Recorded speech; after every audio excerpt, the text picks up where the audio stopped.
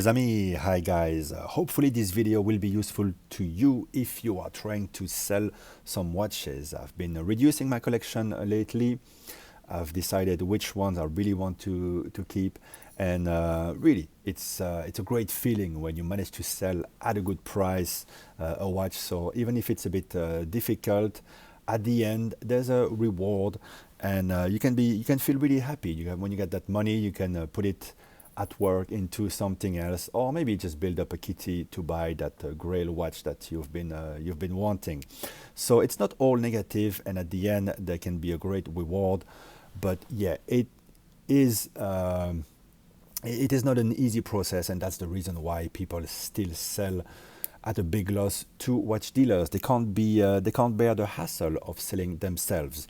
Your experience will depend on your country. It's not the same in the US, where you can ship within the same country without crossing borders. And you have a big audience as well. It's not the same if you're in Brazil, in Mexico, in Europe, or in Asia. In Hong Kong here, it's a big watch market, but the economy is not doing so good. So business is very slow for watch dealers themselves. So it's going to be the same for you. And also in Hong Kong, buyers will not hesitate negotiating and lowballing, something that you see maybe less in the European cultures. So your experience will vary. We all have access to some of the same platforms like eBay, Chrono24, and also watch forums.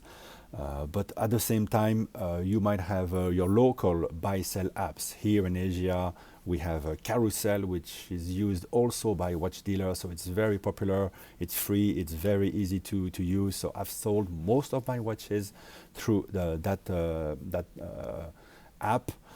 But I think we also, all of us have the Facebook Marketplace. I don't have much experience of forums because I don't spend much time reading forums. I don't have enough time for that. But surely it's a good place, and you can chime in the comments of your experiences in the forums. Obviously, you're talking to people who know what they're talking about, and you can build up a reputation as well on a forum and destroy it very quickly as well. But it's maybe a safer place to trade, and I should definitely try to use that more often, because it's the kind of audience that wants to see what I'm selling. The big problem when you're selling is that just because you put it on one platform doesn't mean that the right buyer is going to see it. Even if it's a buyer that knows the platform, he might not be active at that moment, he might not have the money, he might be trying to sell something else. So you have to really be patient and increase your exposure. Put the ad on Facebook Marketplace, on your local buy-sell ad, on the expat websites maybe, on eBay, Chrono24, on the forums, until you find the right audience, and you'll be really surprised. And sometimes I've sold some watches maybe too fast, and then a friend told me, hey, you sold that? Obviously I have this channel, maybe I should put on this channel the things that I have for sale, but it will attract so many comments. Oh, why are you selling this one that you told us was the best watch ever? But you know how it is. I don't have unlimited means, so I have to decide at some point which is the one I prefer. I love them all. I've sold more watches than I own. If I was a true collector, which means a millionaire, it's easy to be a collector when you're a millionaire. That's a subject for another video, but I would have kept them all, of course, because they all have qualities. But yeah, I am selling some watches, and maybe I'll put some pictures at the end of this video for the most attentive people. But yeah, someone just told me, hey, I would have bought that watch that you just sold at the price that you sold it. And there's a thing, I prefer to sell to people that I know, to friends, because I know where the watch is, and if I have remorse later on, I can maybe give them an offer of when they want to sell it. It can come back to me. I often say that to buyers. If you're selling the watch, think of me first. So that's one good tip. So there you go. You want to have as large an exposure as you can, and as you've seen, watch dealers, they sit on stocks for months, years sometimes. They're just waiting for the right buyer for a piece, especially if it's not a Rolex. You need to find the enthusiast, and that's why watch dealers don't want to buy Grand Seiko, JLC, Omega, and all that, because it's really hard to sell them back. You need to find the enthusiast. Now let's talk about pricing. A lot of sellers, individual sellers, are delusional because of the market madness of the past years that has been fueled by platforms like Chrono24, which charge more than 5% fees. So watch dealers, who are the majority of the people posting on those platforms, use a fixed price. They don't use an auction system, so it's already hard because you don't see what buyers are willing to bid at any given time. You just see those high offers, which include the platform fees, the fixed cost from the dealers, the margin that they want to make. So I always at least price below the dealers. Then I look at the local prices, which are usually quite a bit lower than Chrono24 real life prices. And of course, you take into account the scope of the delivery, whether you have the box, the papers, the original receipt. Some buyers, they go as far as wanting your own original receipt. You know, it kind of has value on a vintage Rolex, but on a modern watch, I don't know what difference does it make for them. Is the warranty still valid is also important, and you use all that to price your watch. Of course, the condition of the watch, the scratches, and when you make your ad, you want to give as much details as possible, and you want to have fair daylight pictures of the watch. You know, the thing is, sometimes when you look at a watch with the naked eye, you don't see a lot of micro scratches. And to be honest, you could take pictures that show them, but I don't think that's a fair representation either, because people in real life don't notice them. But you want to show the big dings, big scratches, so the watch looks like it looks on your wrist on a normal day. And that's how you build up your ad, and that's how you choose the pricing. In Hong Kong, as I said, people like to negotiate, so you want to leave some room for that. So you don't want to go too low, because if you go, the lower you go, the lower they will lowball you, and the more you're going to attract really low quality buyers. Sorry to tell you that, guys, but sometimes you're a bunch of cheap lowballers. Some people suddenly think that they can afford a Patek by lowballing you another 20% lower, and you have to be a bit firm with those guys. You say, my pricing is very tight and very, very fair, and explain to them that maybe they should look at buying something else. Now, beyond all the lowball offers, you will get tons of questions, and that's one of the reasons that most people don't want to sell themselves, is that you're going to have to fend off a lot of questions, and the lower the price of the item you're selling, if you're selling a Seiko, the more you're going to attract kids and time wasters who are going to argue about $10, or sometimes they're going to even make an offer and then start asking questions about when will the warranty run out, and ask again about the condition. The more questions there is, a couple of questions is good. Too many questions, you know the guy is never going to buy the damn thing. And at some point, you have to calm them down a little bit and be a bit more firm. I try to be as accommodating as possible, but after a while, you get the gist of it. You get the feel of who is serious, who is not. Usually serious buyers ask a couple of questions, but they read your ad, they understand what they're buying, and it's pretty easy. Sometimes if it drags on too long, if you get an offer at 2 in the morning, usually the next day the guy is not even gonna remember that he did that. He was probably drunk. Sometimes he'll be polite enough to say that he made a mistake. Often he's just gonna ghost you. That's gonna happen a lot. And yeah, tons of ridiculous questions that you have already answered in your description. I try to put a very long description. Sometimes I just take a picture of my description and I send them back to the guy, just so he understands that I'm not there to answer all his silly questions. Of course, you have a lot of scammers, guys who have no. You know, we always say buy the sellers, but you also sell to the buyer, and the buyer that has no brand new profile on the platform, no reviews. Usually that's a warning sign. If the nickname, the name of the buyer is some sort of a randomized thing, that's also a warning sign. If the guy wants to buy straight away, doesn't ask any question, that's a warning sign. If he asks you if you have something else to buy at the same time, that's a warning sign. If he says he's buying for somebody else, that's a warning sign. It's never gonna work. If he says he's out of town but he's gonna send somebody else, don't do it.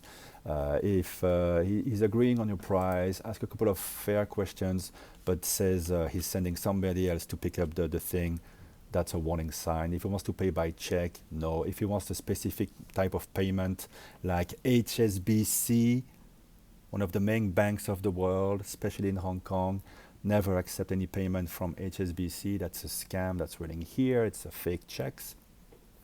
Same with a Standard Chartered.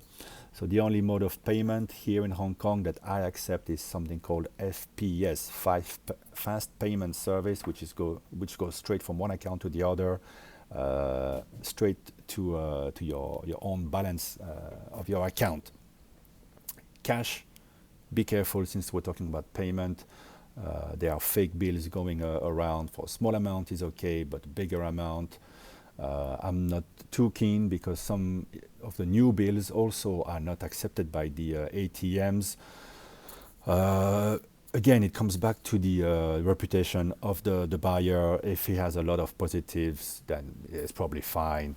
But if it's some guy that's a bit new to the platform that you don't know well and doesn't seem to be asking the right questions, be careful with cash. You want a really safe payment, and that's going to be different in every country, right? Of course, here we do a lot of meetups, and it's a very safe town usually. Of course, if you're selling a very, very expensive gold watch, and it's the chat seems a bit something is a bit off in the chat, be careful. There has been a couple of big robberies, violent robberies. Usually doesn't happen for the type of things I'm selling. And again, here you want a buyer with good reputation, and most of the time you meet great guys, but you understand straight away who you're talking to just by the type of questions that they ask. Another thing, if they ask to your phone number because they want to chat outside of the app, don't do it, don't accept it. There's probably also a dangerous criminal who's trying to talk to you. So there's some risk, and that's why people prefer going to dealers. You know, when you sell to a dealer, you get your cash straight away in hand. When you sell locally, you get your cash straight away in hand or on your account. If someone wants me to ship abroad, and I've done it, I've sent watches very far away, I just make sure that they understand the risk of the watch being impounded by the customs, that they're going to have to pay customs fees. There's a risk with shipping. And so I want to make sure that it's a real genuine buyer, that he understands the risk. So recently I have sold one nice vintage Rolex on Chrono 24, and it went well, and I got after the fees, very high expensive fees, I think from Chrono 24, I got more money than I could have gotten here in Hong Kong. So that was good, and I spoke to and the buyer was a great guy, genuine. You know, there's scammers too on Chrono 24, but it's gotten better, and here I found the buyer, and he happened to be in the US. So I shipped using DHL, which is my favorite. They're very serious here in Hong Kong. It's high quality, but a few things you need to know about shipping. First, the insurance. DHL maximum is 4,000, so that was like not even half the value of the watch, so there's a bit of a risk there. Then there's the declaration. When you ship to the US, at least, you have to check for the other countries. Most of the value should be put on the movement because it is the least taxed item of the watch. Taxes are heavier on the case, crown, and bracelet. So be prepared with all the details, especially the number of jewels, the size of the movement, and put all the value on it. If the insurance is $4,000, then put the value $3,800 on the movement. That will reduce the custom fees. The buyer, in my case, paid around $100, so very reasonable for a $10,000 watch. But customs, they will look at everything. So you want to fill in that form that DHL gives you, or whatever shipper you're going to use. Be careful using FedEx. I'd rather use the post office here in Hong Kong, which is very efficient, rather than FedEx and those. DHL is fine, but I put all the details so the clearance is done, goes as quickly as possible. I didn't put the number of jewels. I thought they would know, but don't guess. Don't think that they know the movement.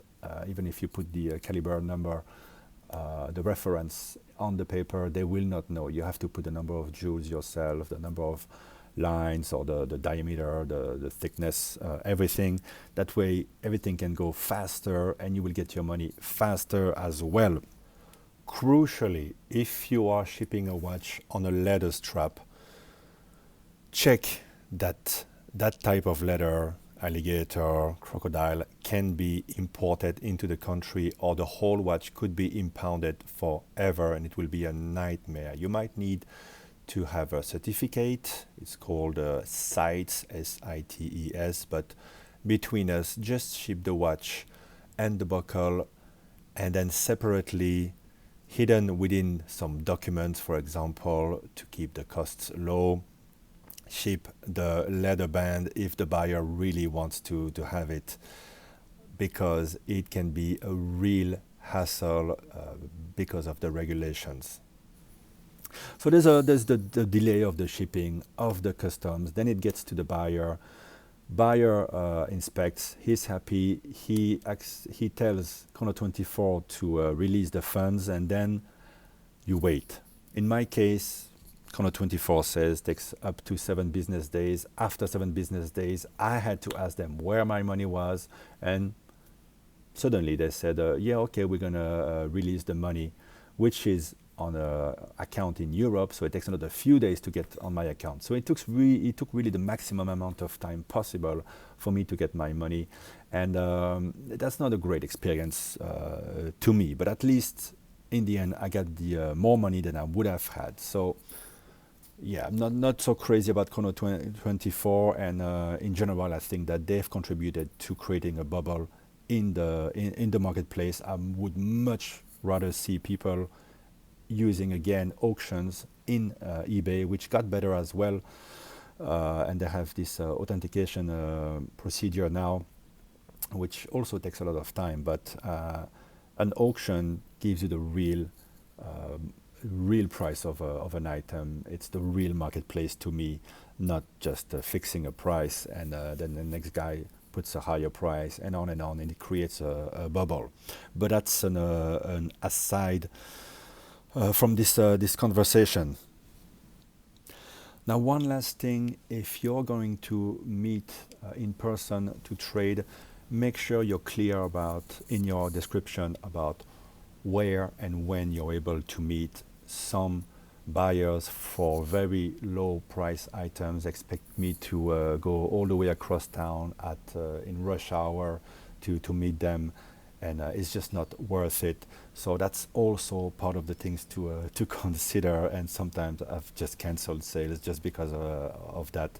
It has to make sense for both parties. I will go the extra mile if it's a special watch and the person seems genuine, and it will help the sale, but that's about it.